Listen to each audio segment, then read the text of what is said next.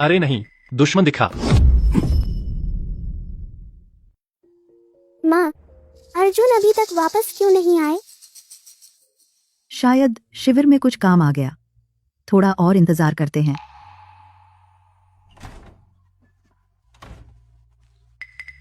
क्या हुआ?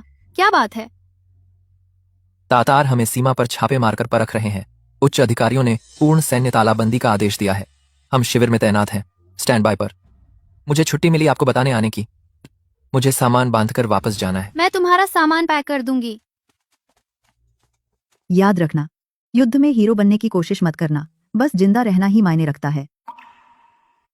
तेरे पिता भी उस समय। चिंता मत कीजिए माँ, मुझे पता है। अब मैं कप्तान अर्जुन हूं। मुझे हर हमले का नेतृत्व नहीं करना पड़ता।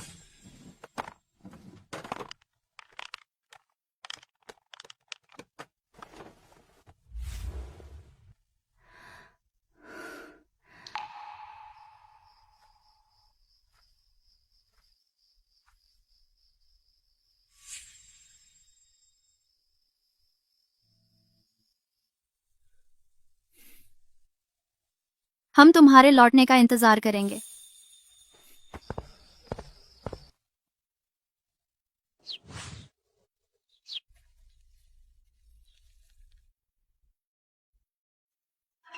इतने समय से परती पड़ी है, मिट्टी जम गई है।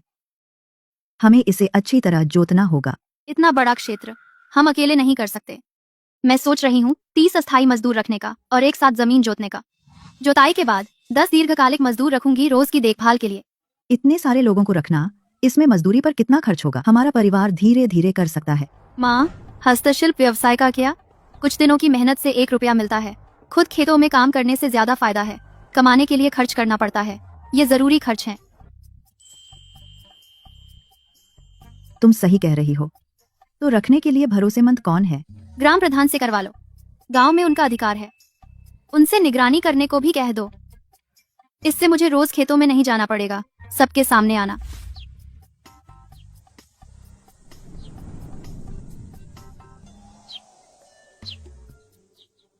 आज इतनी शांति क्यों है? सब कहाँ है? हाँ, ये अजीब है। सब ग्रामीण कहाँ गए?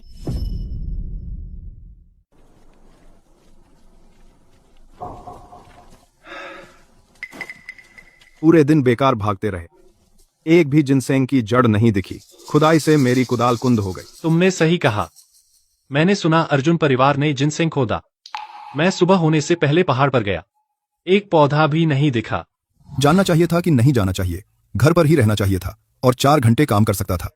अपनी ऊर्जा बर्बाद की। तो सब लोग पहाड़ पर जा रहे हैं अपनी किस्मत आजमाने। जिनसिंग इतनी आसानी से नहीं मिलता। बकवास मत करो, उन्हें अपना खोदने दो। हमें दखल देने की जरूरत नहीं। सब लोग वहीं रहो। मुझे एक घोषणा करनी है। Freight company. क्या है ग्राम प्रधान? यह कोई और कर वृद्धि तो नहीं? अर्जुन परिवार ने 100 एकड़ जमीन खरीदी है। अब वे खेत जोतने के लिए मदद ढूंढ रहे हैं। तो खेत वे भर्ती कर रहे हैं। गांव में 30 मजबूत मजदूर। मजदूरी 30 पैसे प्रतिदिन, खाना शामिल नहीं। जिनकी रुचि हो अभी भूमि पंजीकरण क्लर्क के घर जाएं और पंजीकरण कराएं। सच में 30 पैसे प्रतिदिन? हमारे दरवाजे पर पैसा कमाना। मैं शामिल हूँ। मैं सबसे पहले पंजीकरण करूंगा। बहुत ज्यादा उत्सुकता है। तुमने सही कहा। आजकल अगर काम हो तो पैसा कमाया जा सकता है। कौन नहीं कूदेगा? एक बार हमारे पास पर्याप्त लोग हो गए, जुताई तेज हो जाएगी। पौध तैयार हैं, ठीक शरद ऋतु की बुवाई के समय।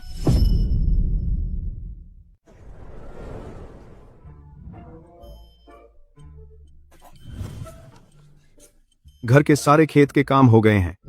बीच में मत छोड़ो।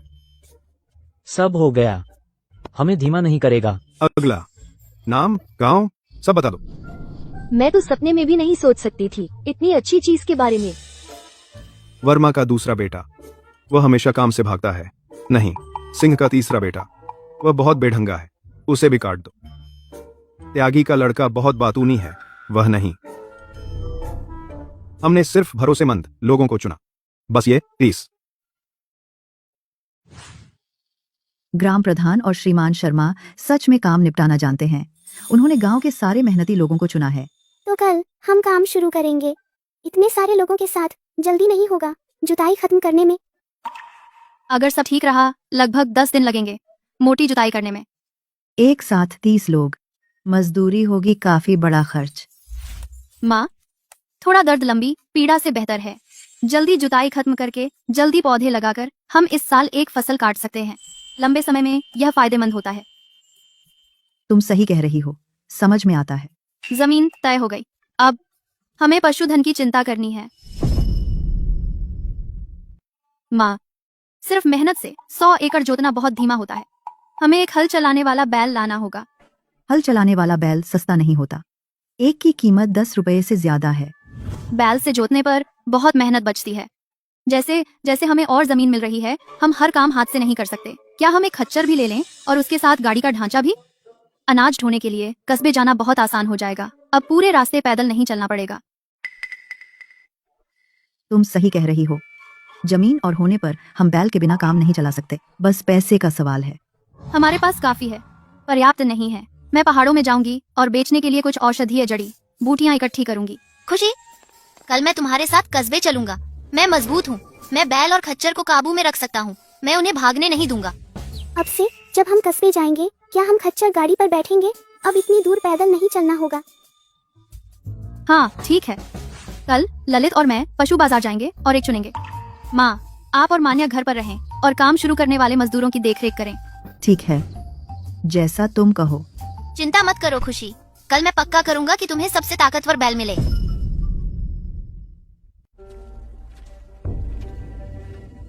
खुशी, खेत में फसलों को देखो। ये सूखे से लगभग मर चुकी हैं। बसंत की शुरुआत से लेकर अब तक हमें कोई अच्छी बारिश नहीं मिली। सीमांत पहले से ही सूखा है। इस साल तो और बदतर है। अगर ऐसा ही चलता रहा तो इस साल की फसल शायद आधे से भी कम हो जाएगी। अनाज कर चुकाने के बाद ज्यादा कुछ नहीं बचेगा। कोई आश्चर्य नहीं कि ग्रामीण सिर्फ जमीन खरीदने की बात सुनकर जलते हैं। इन दिनों अनाज ही जीवन रेखा है। आलू और शकरकंद सूखा प्रतिरोधी होते हैं और इनकी पैदावार अच्छी होती है। अगर हम इन्हें लगाएं तो ये कमी पूरी कर देंगे। माफ कीजिए, क्या आप बता सकते हैं कस्बे में पशु बाजार कहाँ है? यह कस्बे के पश्चिमी छोर पर है। खुशी, मैं रास्ता दिखाता हूँ। मुझे रास्ता पता है।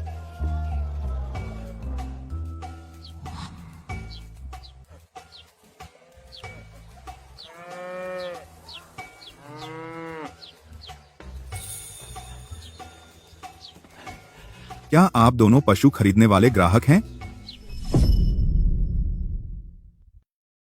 हम हल चलाने वाला बैल ढूंढ रहे हैं और एक खच्चर। अंदर आइए ग्रामीणों, हमारा सारा पशुधन हाथ से चुना हुआ है। गारंटी शुदा, स्वस्थ और मजबूत। इस बड़े पानी के भैंसे को देखो, शानदार ढांचा, जबरदस्त ताकत, हल चलाने और माल ढोने के लिए एकदम सही। यह खच्चर 6 साल का है, बिल्कुल अपने प्राइम में। जबरदस्त स्टेमिना, बहुत मजबूत, 10 साल से ज्यादा चलेगा। यह वाला 12 रुपए। चलो अंदर चलते हैं और देखते हैं। जरूर।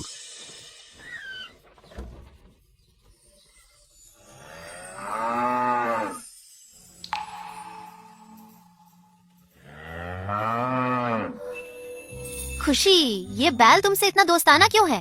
क्या यह आम तौर पर गुस्सैल नहीं होता? यह अजीब है। यह बैल आमतौर पर बहुत मिजाजी होता है। पास जाओ तो सींग मारता है। आज इतना नरम क्यों है? पौधों का जादू, यह जानवरों पर भी काम करता है। पिछली बार पहाड़ों की गहराई में वह जंगली सुअर मेरे पीछे पड़ा हुआ लग रहा था।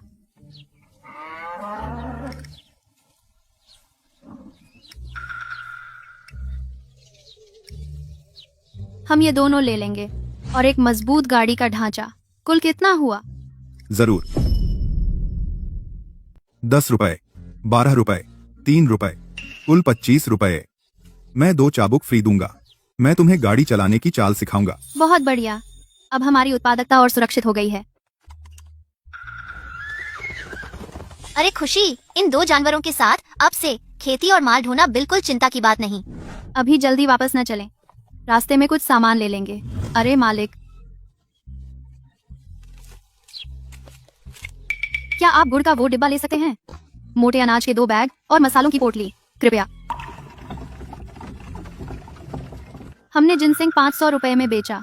दवा पर 20 रुपए से ज्यादा खर्च किए। 125 रुपए में जमीन खरीदी। जानवरों की कीमत 25 रुपए। किराने का सामान 8 रुपए। 300 रुपए से ज्यादा बचे। अस्थायी कर्मचारियों की मजदूरी और घर की मरम्मत के लिए अलग रखने होंगे और दीर्घकालिक कर्मचारियों का मासिक वेतन। फिर भी हमें खर्च पर ध्यान रखना होगा। मजबूती से पकड़ो खुशी, चलो घर चलते हैं। घर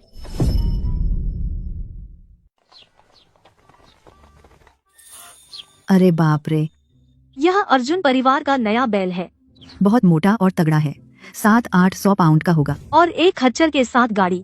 हमारे गांव में सिर्फ ग्राम प्रधान और कप्तान हरीश के परिवार के पास मवेशी थे। अर्जुन परिवार को एक साथ 2 मिल गए। एक भैंस की कीमत कम से कम 10 रुपए है, खच्चर और गाड़ी का 10 रुपए से ज्यादा, कुल मिलाकर 20 रुपए से ज्यादा। हमें चलना चाहिए। धीरे चलो माँ। माफ करना माँ, आपको इंतजार करवाने के लिए। यह बैल सच में मजबूत है। अरे यह तो बस हल चलाने वाला बैल है। हमने और जमीन खरीद ली है, इसलिए खेत जोतने के लिए जानवर चाहिए। मीरा, तुम्हारे परिवार का जीवन सच में फल फूल रहा है। माँ, मैं जानवरों को पिछवाड़े ले जाकर खाना खिलाती हूँ। मैं कुछ बन लाई हूँ, हम उन्हें दोपहर के खाने में खाएंगे। मांस के बन बहुत अच्छे। सब लोग बाहर आओ और उतारने में मदद करो।